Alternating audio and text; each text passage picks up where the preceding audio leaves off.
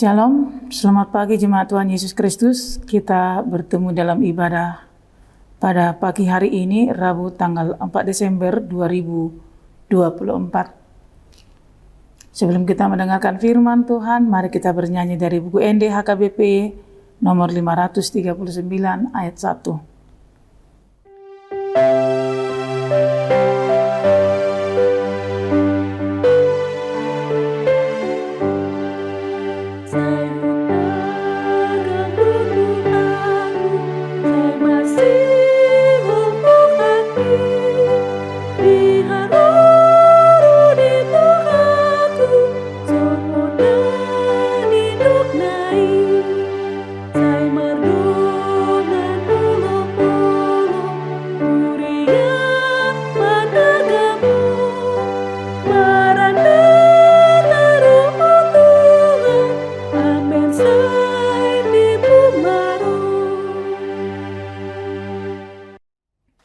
Kita bersatu di dalam doa.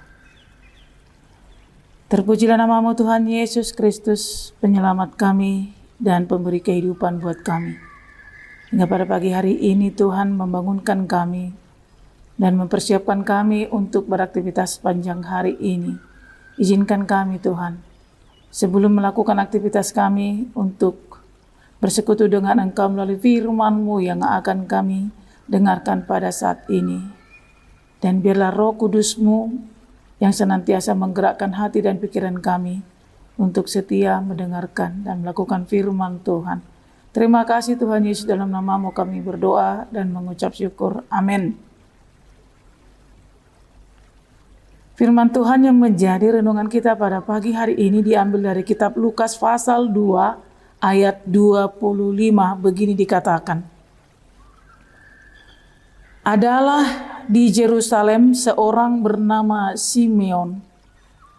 Ia seorang yang benar dan saleh yang menantikan penghiburan bagi Israel. Roh Kudus ada di atasnya. Dalam bahasa Batak dikatakan, Jala adong sada halak di Yerusalem namar goar si Simeon, halak na bonar, jalana daulat, na maima di pangapul na tu Israel, na niinganan ni todi perbadia di ibana. Demikianlah dikatakan dalam nats tersebut. Saudara kekasih Tuhan Yesus Kristus, ketika kita mendengar nama Simeon disebutkan dalam firman ini, kita juga harus mengingat bahwa Simeon adalah orang yang berkenan kepada Allah karena dia adalah seorang yang saleh dan juga orang yang benar di hadapan Tuhan. Dalam kisah Simeon ini pernah diberitahukan oleh Roh Kudus bahwa Simeon tidak akan meninggal sebelum dia menyaksikan Mesias yang dijanjikan Allah itu hadir. Karena Simeon adalah orang yang sangat merindukan penghiburan bagi umat Israel yang pada waktu itu berada dalam penderitaan panjang.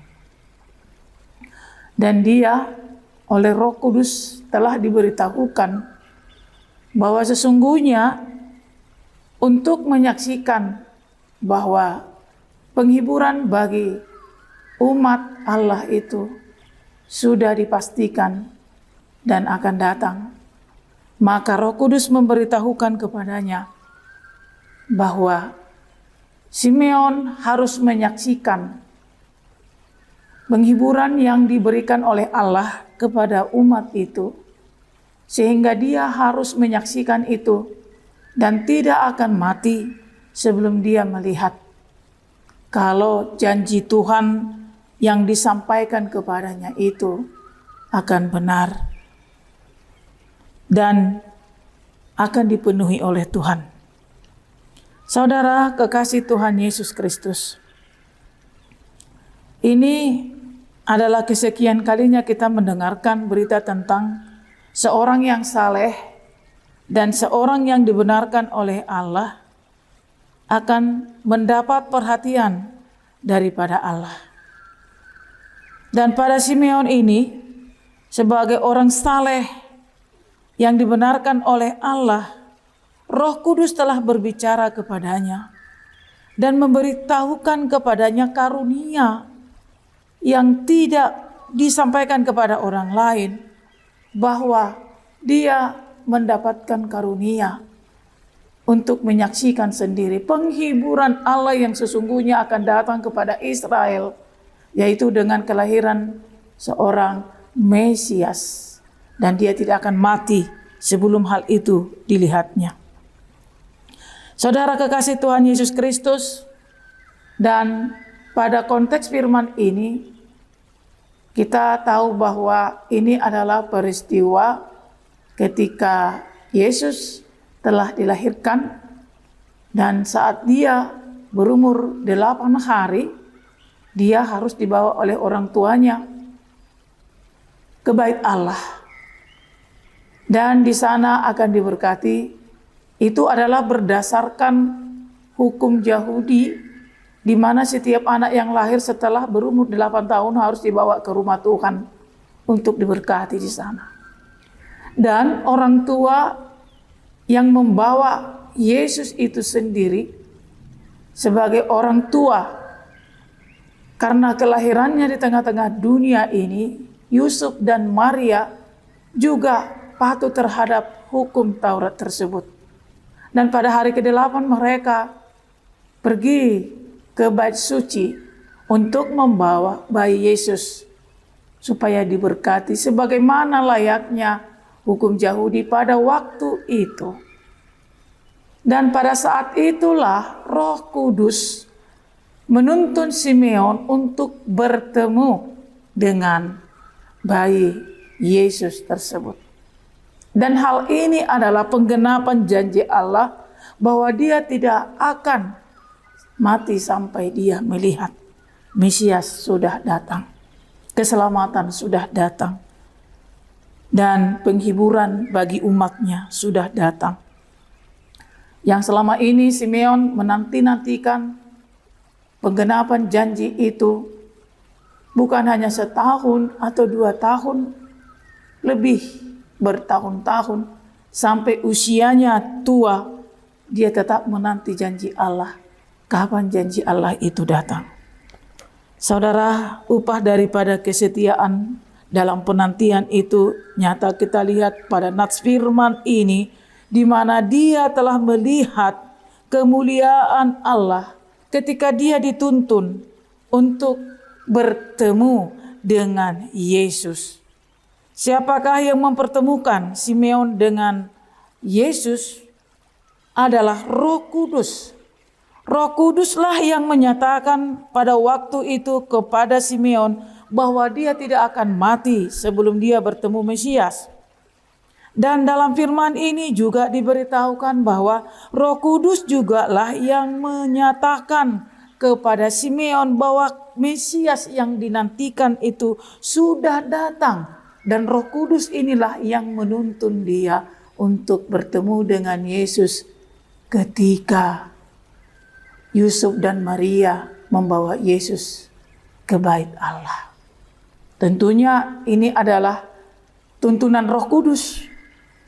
Sebab Simeon tidak akan pernah tahu kalau Mesias itu sudah datang, kalau Roh Kudus tidak memberitahukan kepada Simeon. Ini adalah pekerjaan Roh Kudus untuk menyatakan bahwa sesungguhnya janji Allah telah digenapi. Dan pada saat itu juga Simeon sudah melihat dan dia sudah merasakan bahwa memang sesungguhnya Mesias Kristus yang diurapi itu pada kenyataannya sudah ada di depan matanya.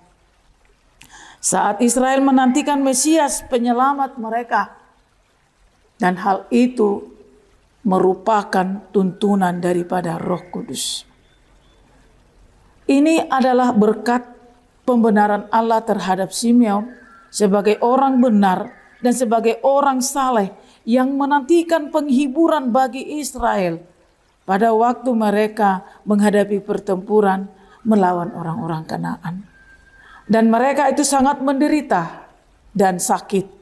Lalu Simeon ini memimpikan penghiburan bagi umat itu, yaitu pertolongan yang datang daripada Allah. Dan Allah memberitahukan kepadanya bahwa penghiburan itu, pertolongan itu akan diberikan. Dan dia akan menyaksikan sendiri bahwa Mesias itu, penyelamat itu akan disaksikannya. Bahwa Tuhan peduli terhadap umatnya. Saudara kekasih Tuhan Yesus Kristus, kesetiaan membuahkan hasil.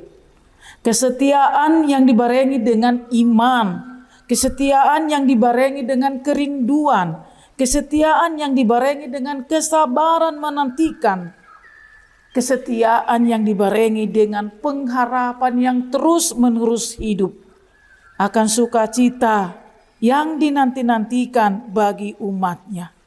Saudara, kesedihan dan penderitaan memang adalah bagian daripada kehidupan manusia. Tetapi kesedihan dan penderitaan ini harusnya tidak membuat seorang beriman tenggelam sehingga mereka hilang pengharapan. Dalam penantian yang telah dilakukan oleh Simeon sebagai hamba Allah yang setia menantikan di dalam iman, di dalam kerinduan, di dalam kesabaran, dan di dalam pengharapan.